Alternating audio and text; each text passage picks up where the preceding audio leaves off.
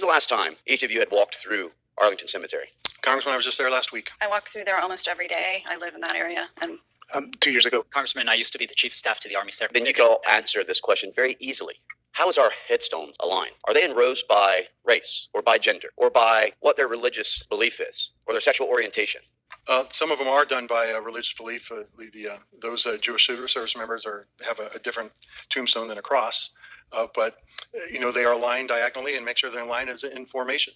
But is it aligned by their race or by their genders? It's not. I'll help you with that. It's aligned by who you were fighting and who you died beside, what battlefield that you fell on, what ultimate sacrifice that you made for this nation. Now, that seems like a really positive thing whenever you talk about the fact that they didn't look at who it was that I was next to that I died, but the fact that we were all fighting the same fight, because at the end of the day, we all bled green. Kind of the military I came from, where we believed in increased lethality and readiness and not CRT, DEI, and pronouns. But as I said before, Mr. Cineros, we absolutely 150% can out-pronoun every single one of our adversaries. And China and Russia, I'm sure, are quaking in their boots over this. When's the last? All right, Shalom. I want to give all praises, honor, and glory to YAHAWAHSHI'S, YAHAWAHSHI'S, Rukar, Kudash, double honest apostles of GMS, and sincere Shalom to the brothers out here pushing this truth and sincerity. And as you see it and as you have it, people defended their pronouns because this is a sensitive country. But then you got this guy who's against it, naturally, because everything's got to be a pronoun for these people. It's not that I don't understand it, but it's the fact that it makes no sense in this society. Because I understand that this is a weak nation. And you got a bunch of people that's not in the know of how weak this nation is, that actually do fight, go to the military and die for this nation. All in vain, but they die believing in something they fought for. This society don't know how to fight. I'm sorry, not the society. The civilians don't know how to fight. And here you went from 20 years ago. I'll say probably even 10 years ago, from people that was a bit more tougher to what you got now, which shows the wickedness. I'm sorry, the wickedness been showing, but you got the softness that really shows. The flames are everywhere. The pronouns are everywhere. The transformers are everywhere. It's seems like I can't even say they outnumber us as far as just on the outside of being straight and everything else with it. But it's the fact that they get more privileges because they're more wicked. And the once seen place of what this used to be was a great nation, feared by all, showing with this illusionary imagination that this is the best place you could be at compared to your other foreign countries. To goddamn, I used to fear this nation, the nation that used to bully me, to actually go around conquering nations, and now this is what it is. How low have they fallen, right?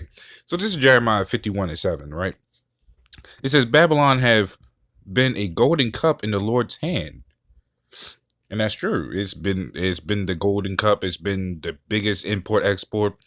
As I mentioned, the most feared nation, the most Christian nation as it used to be, or as it's deemed to be, even though Russia is more Christian than this place, right? It says that made all the earth drunken. The nations have drunken of her wine, therefore the nations are mad. And there you have it. Even at what this guy is saying, basically with Russia and China, they looking at this place like it doesn't even pose a threat. They building up more missiles. They was like they're being more bold with their attacks and whatever else they're doing. They trying to gain footholds, trying to push everybody else in the back. And they was like, yeah, we're ready to be the next America. They with it. They was like, screw this current America. We can make a better one. And they just spitting at America's face. Because this place is nothing but weakness. But it's also showing the corruption and then the prophecies that's with it that also proves that this place is meant to fall. Just like all the other empires before this. Every empire that started off really great, started off with the tragedy, then grew up to be really great, ended up with a greater downfall, and each great downfall became worse and worse. This is going to be the greatest downfall, because now you're seeing flames and transformers in the military, but now you get to put women in the military now. But then you see they're seeing what we're seeing even in the news, that this is what goes on. Excuses for the lack of everything else, whereas they're buffing their self-esteem. And again, prophecy is the major part of this, because this is all the Lord's doing. The Lord is the one bringing this place low to make other nations angry for their time of being weak as well. And so now the Lord's gearing them up for the war, right? So this is Isaiah 14 and 11. This is Isaiah 14 and 11. It says, "Thy pomp is brought low." Thy pomp is brought down to the grave, and the noise of thy vows, the worm is spread under thee, and the worms cover thee. And so that pomp is their excellency, meaning that they've been brought low, that their greatness is no more there. Now they become worms, and the worms are just feeding off of this place. Those would be your foreigners that's milking this place as much as they can. And then they going to dip out at the first sign of trouble, because they done made what they had to do. And rightfully so, because they were like, we gearing up, we ready to pretty much get this thing going. World War III is right around the corner, and it's been started technically, but we're waiting until it's actually announced before people start realizing, yeah, this place ain't lasting. You got our people, the main ones, that's signing up for this war, and all these other countries telling Jake to stay out of it, because this ain't your war. Here you are that's been a slave to the society, and you want to go out and actually defend your master.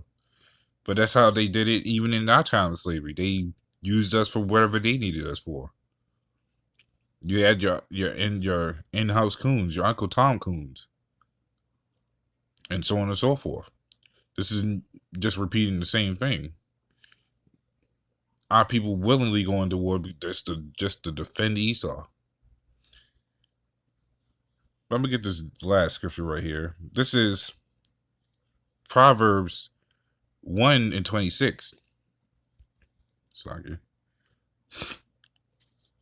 This is Proverbs 1 and 26. "I also will laugh at your calamity. I will mock when your fear cometh." Right? Let's go a little bit further. It says, "When your fear cometh as desolation, and your destruction cometh as a whirlwind, when distress and anguish cometh upon you." And that distress and anguish, mind you, this is primarily even talking about our people, because these are the same people that was like, screw the Bible, screw your prophets and all this other stuff, because your book is written by man. The Lord's gonna laugh at these people, and it's just not this entire place is gonna be laughed at. He even like the other nations laugh at this place, but when the Lord come back, he gonna have the ultimate laugh.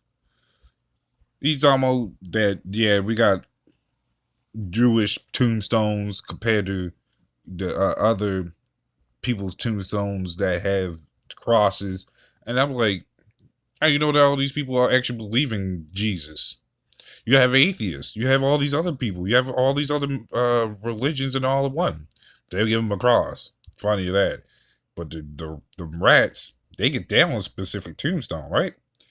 Well, when the Lord comes back, the Lord got the ultimate tombstone for these people. That missile is going to be the greatest tombstone for these people, and it will be the best thing that happens to this place. America is going to have one big tombstone, and it's going to be great. But that's all I have going to that. So, Lord, one, this is edifying, and with that, shalom.